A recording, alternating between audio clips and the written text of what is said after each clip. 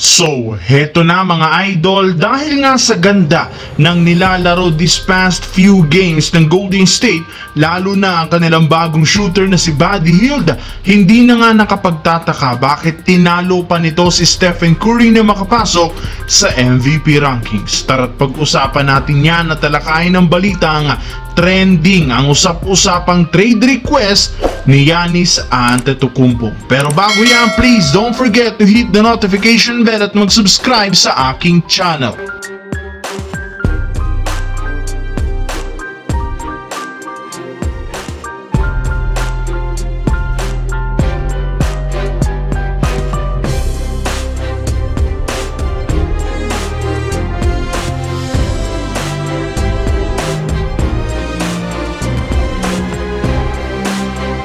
Natalo at natambakan na naman ang Milwaukee Bucks sa kanilang game ngayong araw laban sa Memphis Grizzlies 122-99.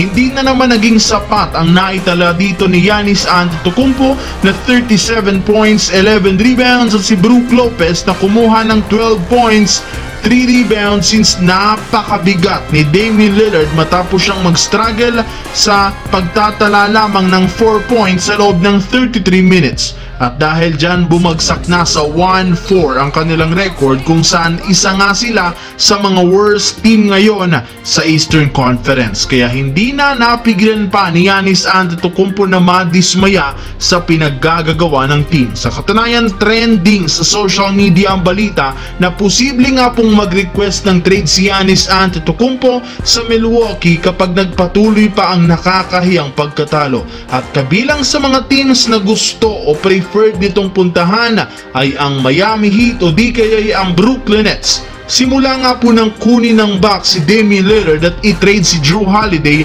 wala na nga pong magandang nangyari sa team at kung titignan natin ang performance sa mga nakalipas na laro, nangangamoy wala silang pag-asang magkampiyon. Kaya oras na rin naman upang umalis si Giannis Antetokounmpo. Sa kabilang banda, kahit man hindi nakapaglaro sina Stephen Curry at Andrew Wiggins sa nakalipas na dalawang laro, nagawa pa rin naman ang Golden State na umangat sa standings ng West. Kaya tuwang-tuwa ngayon ang lahat ng mga fans, lalo pat halos lahat ng mga players kayang mag-step up. At isa dyan, si Brandon Podziemski na simula nga po nang mawala si Stephen Curry, naging all-around ang laruan nito na talaga namang malaki ang naitutulong sa team. Maliban kay Podziemski, isa rin naman sa nag-i-step up sa pagkawala ni Curry ay si Buddy Hield na pinakarason bakit angat sila sa 4-1 na nag-average ito ng 21 points per game. Kaya dahil nga sa nakakamangha nitong performance, pasok siya sa MVP rankings bilang top 9. At kung sakaling masustain nito ang kanyang average at magsunod-sunod pa ang panalo ng GSW, hindi malabong umangat pa at umabante ang kanyang pangalan sa MVP rankings.